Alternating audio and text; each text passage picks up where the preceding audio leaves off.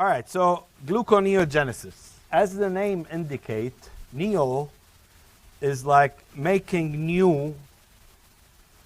Glucose is the synthesis of a new molecule of glucose. So before I start, I want to just remind you, the best way to approach each pathway is to say, what is this for? Why do we need gluconeogenesis? If you can't answer that, then whatever details you learn won't be meaningful. You want to be able to answer it by saying, we need to make glucose when we are fasting, because certain tissues and cells depend on it, in some cases almost entirely on glucose in the bloodstream for their energy supply or energy needs. So that's the first important thing, to really get a big a picture for why we need gluconeogenesis. Second important thing I'm going to remind you of is where it takes place, meaning what tissues and what part of the cell. So that's a two-part question. So I'm going to say to you, gluconeogenesis takes place in two tissues only, liver and kidney, and the liver being the most important of the two.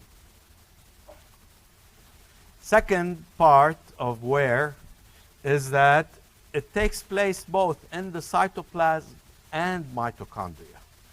So you have enzymes in both compartments. So the reason we want to make new glucose to resupply the bloodstream, remember, this is a glucose producing as opposed to glycolysis being a glucose consuming. Very important. Appreciate the difference. This is a pathway that will produce, make glucose. Glycolysis consumes glucose. So again, gluconeogenesis is therefore most likely to occur when you are in a fasting state. And what you want is to make glucose to restore blood glucose, so that tissues that are entirely, like red blood cells are entirely dependent on glucose for their energy. They have no other energy producing pathway. You should have appreciated that after glycolysis. That's the only pathway that red blood cells have for energy production, is glycolysis. So they need a constant supply of glucose. So do other tissues, including the brain. The brain is not exclusively dependent on glucose, but for the most part it really is.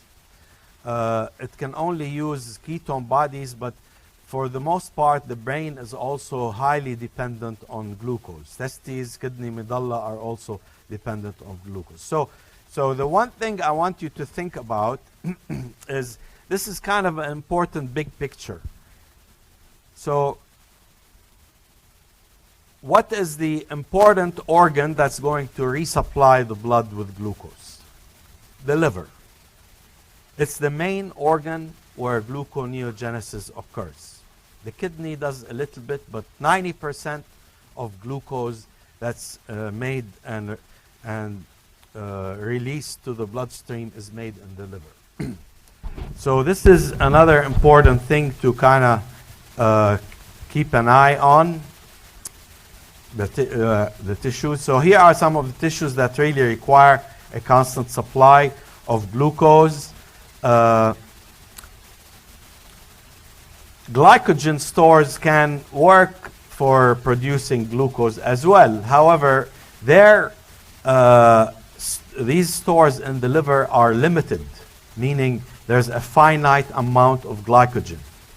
So anyway, we will cover that in the next block. So you need to make glucose. Once this amount is exhausted, you have to make glucose from other smaller molecules. And these smaller molecules are listed here.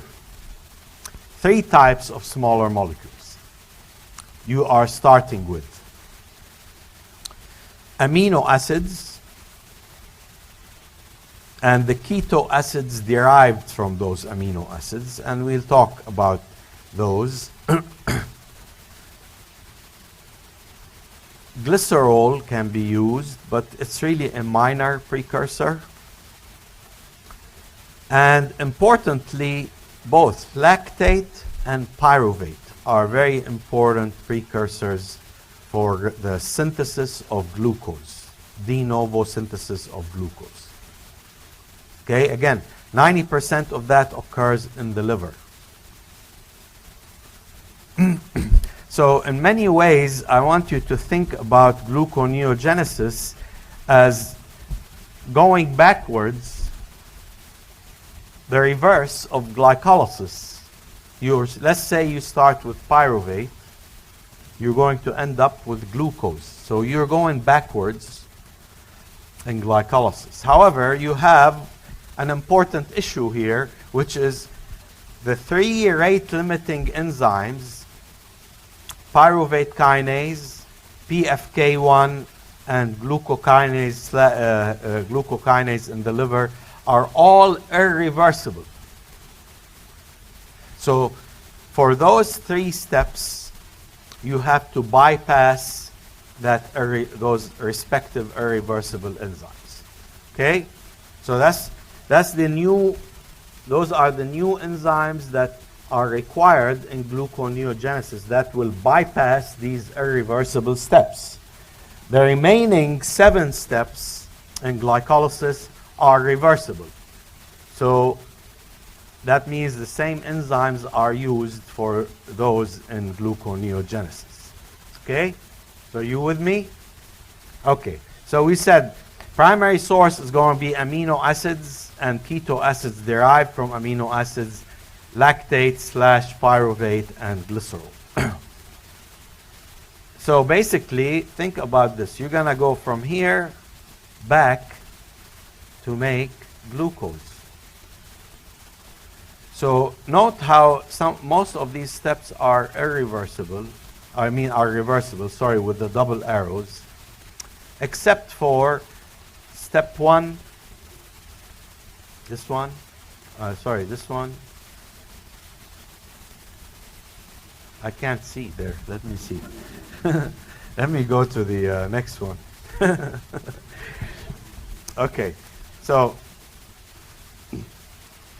this one, glucose to glucose 6-phosphate, that's glucokinase, hexokinase, that's irreversible. Pyruvate to PEP, that's pyruvate kinase, right there, is irreversible. And this one, fructose 1,6-bisphosphate, PFK1, is irreversible. So you have 1, 2, 3 irreversible steps. The rest are reversible. So you have to bypass these steps. Okay, I guess you didn't like what I was saying. Okay, so, all right, so let's start with pyruvate. Because this step is irreversible, you have to come up with something else. In fact, you're going to need 2 enzymes to convert pyruvate back to PEP. Okay? So this is going to require 2 enzymes, and we'll start here. So we're going to start with these 2 enzymes that are required to convert pyruvate back to PEP. So first of all, I want you to appreciate this important thing here. Pyruvate, if it's produced from glycolysis, let's say, where is it? In the cytoplasm.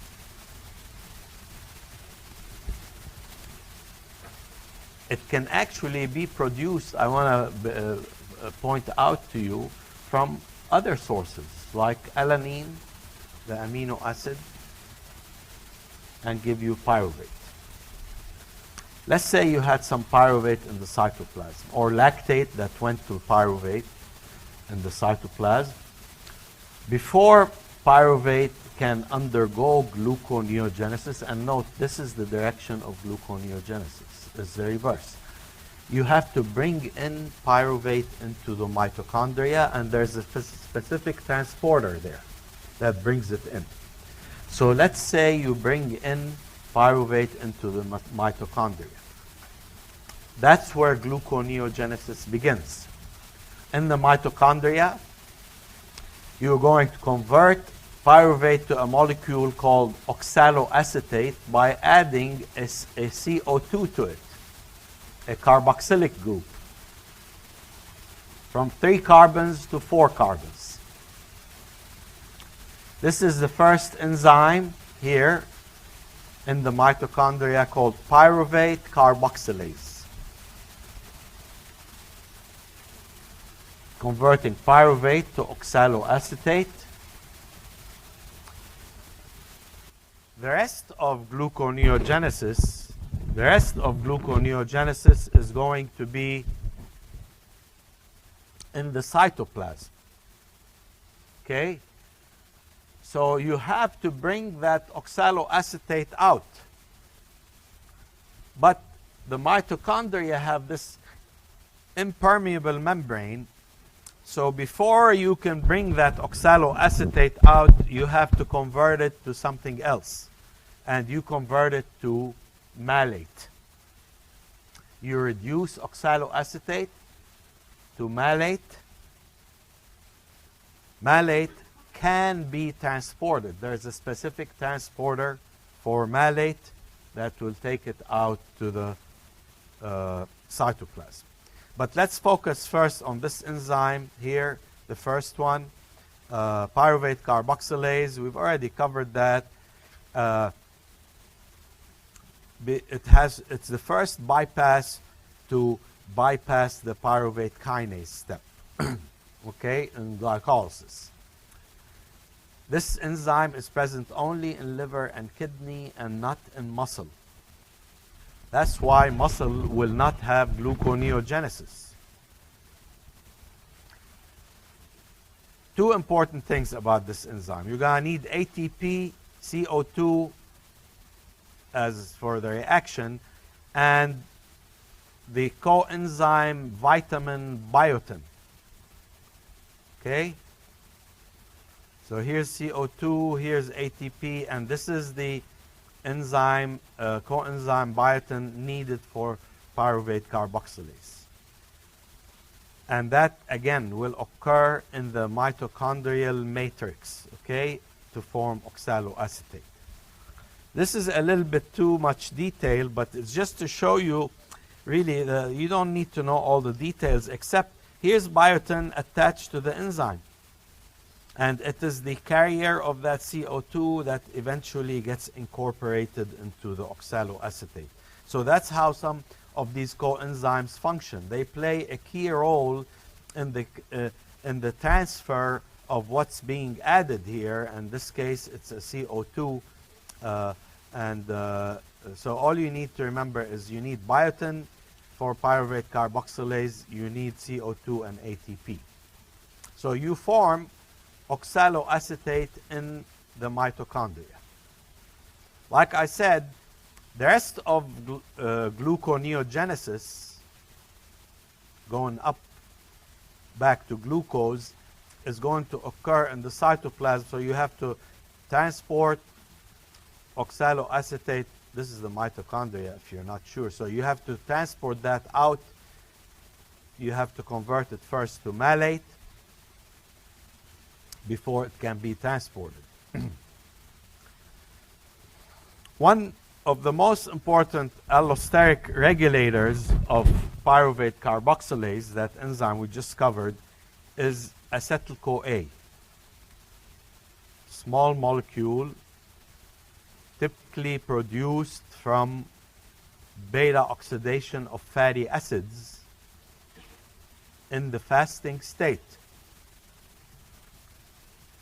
So think about it. This high amount of this molecule will activate pyruvate carboxylase allosterically. You should know what allosteric means. It binds to the enzyme at a separate site and activate the enzyme from the catalytic site and activate the enzyme. Okay? So once you produce oxaloacetate, we convert it to malate by malate dehydrogenase. Malate is then transported out to the cytosol, where the rest of the enzymes required for gluconeogenesis will be. So the rest of the way, it's all going to occur in the cytoplasm.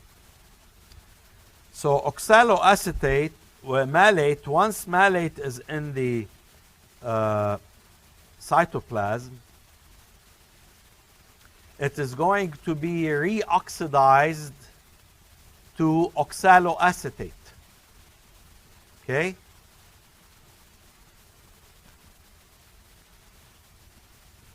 In the cytoplasm. The malate conversion to be able to transport it out of the mitochondria. Once in the cytoplasm, it's reoxidized by the same enzyme, cytosolic malate dehydrogenase, gives you oxaloacetate. Oxaloacetate now is going to be converted to PEP. So this is the second part of that bypass. Really, we're trying to make pyruvate, PEP from pyruvate, so we need two enzymes in succession. Pyruvate carboxylase was the first one to produce oxaloacetate. The second one is called PEP carboxykinase. And that converts oxaloacetate to PEP in the cytoplasm. So that's oxaloacetate. PEP carboxykinase uses energy from GTP to produce phosphoenol pyruvate. Okay, so this is kind of an energy utilizing step, because this is a high energy molecule we are producing. So in order to form PEP from pyruvate, you need in succession pyruvate carboxylase, then which is in the mitochondria, then PEP carboxykinase, which is in the cytosol. After you transport malate out of the mitochondria and then reoxidize malate to oxaloacetate. Okay, so this is again the big picture. This is the first enzyme. Here's the second enzyme.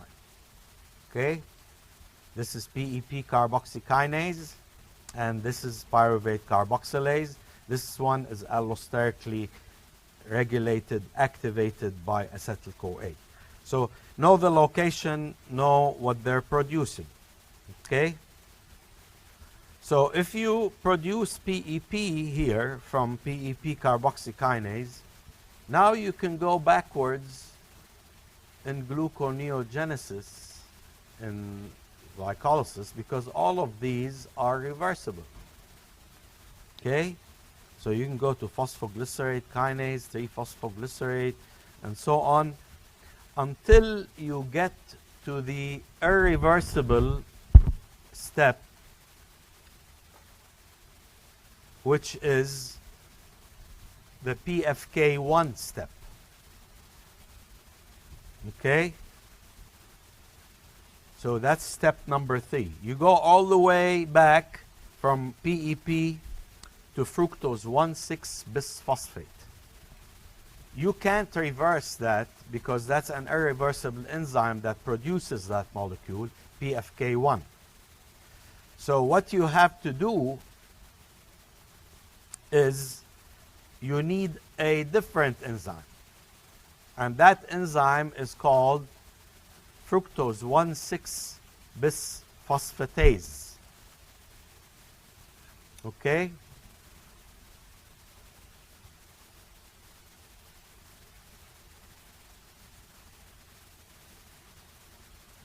fructose 1,6-bisphosphatase is the reverse, if you want, reverse enzyme of PFK1.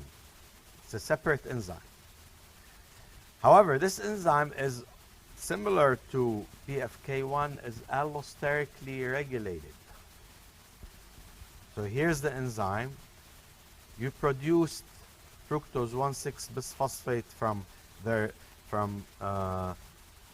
the first two enzymes in gluconeogenesis, went back on using the reversible steps until you get to this point. This enzyme, its function is really to take the 1-phosphate off and produce fructose 6-phosphate. But look what's inhibiting this enzyme. Fructose 2,6-bisphosphate. The same molecule that activates PFK1 inhibits this enzyme. However, under fasting conditions, glucagon is high, which activates the glucagon receptor, activates cyclic AMP formation, protein kinase A. Protein kinase A, if you remember, I'm going to go to this slide here, it's easier to see. So these are protein kinase A will phosphorylate the bifunctional enzyme PFK2 and FBP2. That's the enzyme. PFK2 makes fructose 2,6-bisphosphate, and this one breaks it. When these guys are phosphorylated by glucagon dependent pKa, this is protein kinase A, look what happens. FBP2 phosphatase, fructose bisphosphatase, that's what this is, FBP2, is active. So that means it can hydrolyze fructose 2,6-bisphosphate and removes it from the cytosol. So this is the key thing. Glucagon is high because glucose is low. It phosphorylates the bifunctional enzyme, making the enzyme that breaks down fructose 2,6-bisphosphate more active. So you see its amount decrease here. If you understand this, and then at the same time PFK2 becomes inactive when it's phosphorylated by pKa. So it can no longer produce any more of this fructose 2,6-bisphosphate. And as a result, if you remove, let me go back here, if you remove this molecule by FBP2, it's no longer inhibiting fructose 1,6-bisphosphatase, and then the reaction can go. So fructose 1,6-bisphosphatase, under these conditions, this is really what you want, is going to be in the presence of glucagon. Fructose 2,6-bisphosphate will be removed because of the activation of fructose 2,6-bisphosphatase. Okay, you remove this molecule, it no longer can inhibit fructose 1,6-bisphosphatase. That's the important bypass enzyme that you want for gluconeogenesis. Okay, are you thoroughly confused? Okay, so in order for this enzyme to work, this will probably confuse you some more, but I am going to go here. In order for the bypass enzyme to work, you want to remove this molecule. How you remove it? By phosphorylating the bifunctional enzyme.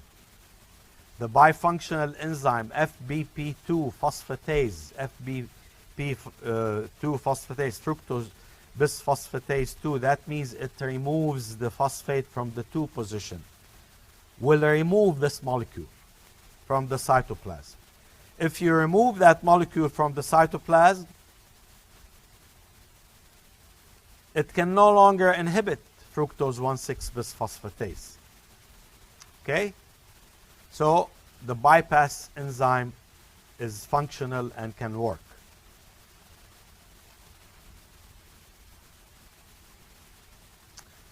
So in addition to fructose, so what we want to do is to remove fructose 2,6 bisphosphate. So fructose 1,6 phosphatase can work on fructose 1,6 and reverse that irreversible glycolytic step. Okay? So you remove the allostetic inhibitor by phosphorylation of the bifunctional enzyme. Phosphorylation of the bifunctional enzyme activates FBP2 phosphatase, which removes fructose 2,6 bisphosphate,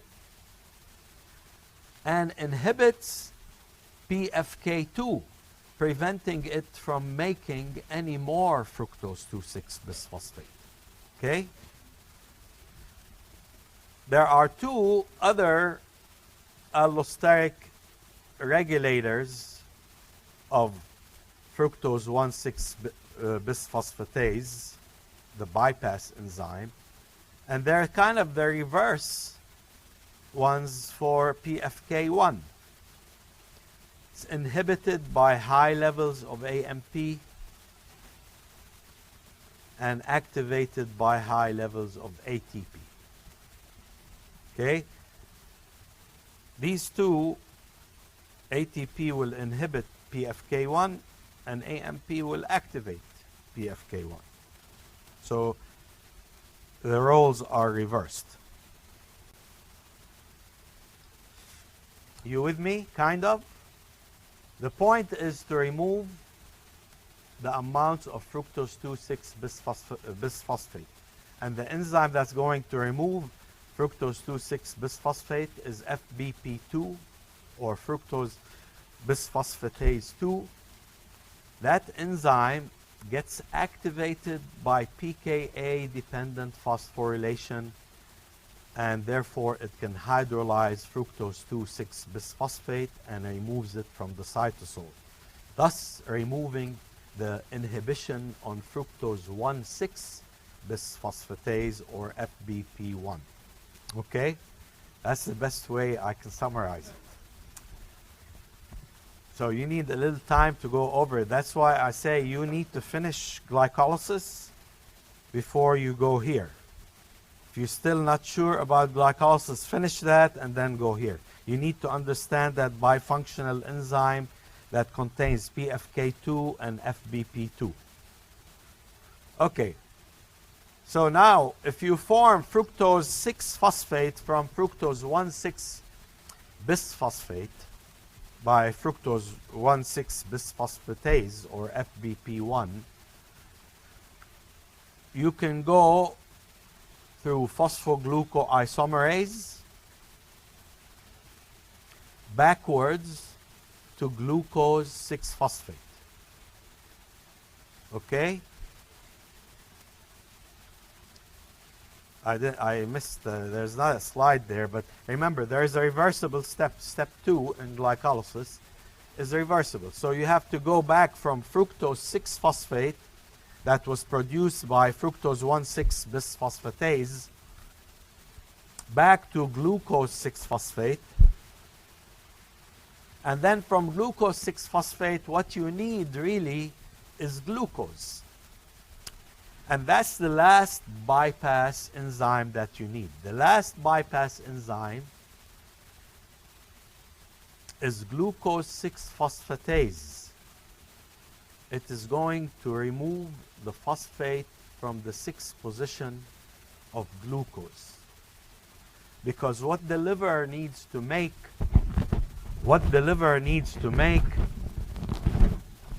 is glucose, not glucose 6-phosphate, glucose. Because it wants to release that glucose in the bloodstream. You cannot release glucose 6-phosphate. You can only release glucose.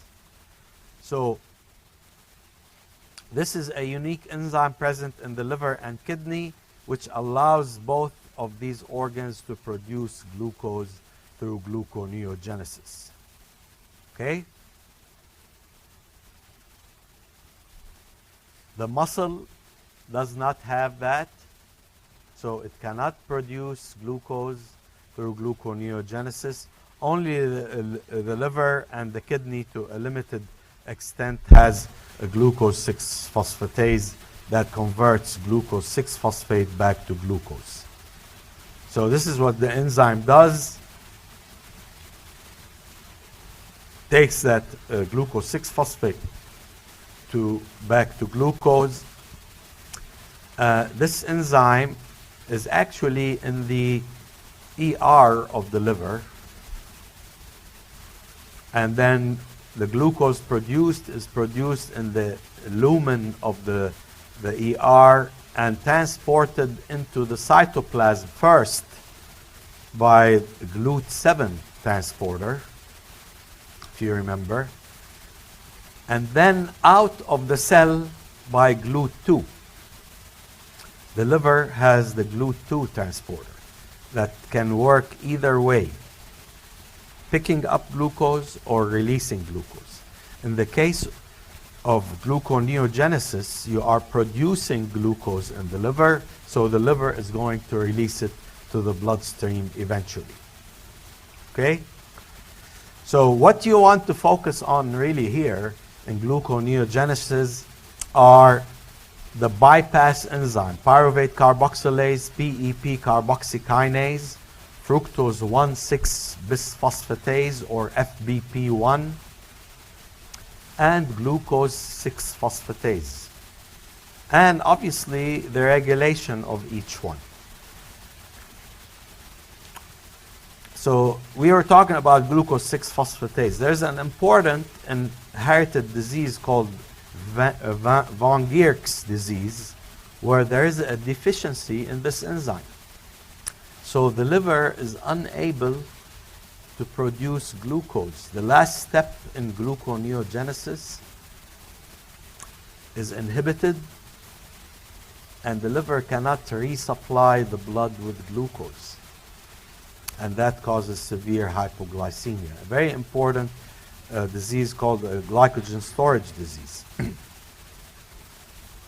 type 1.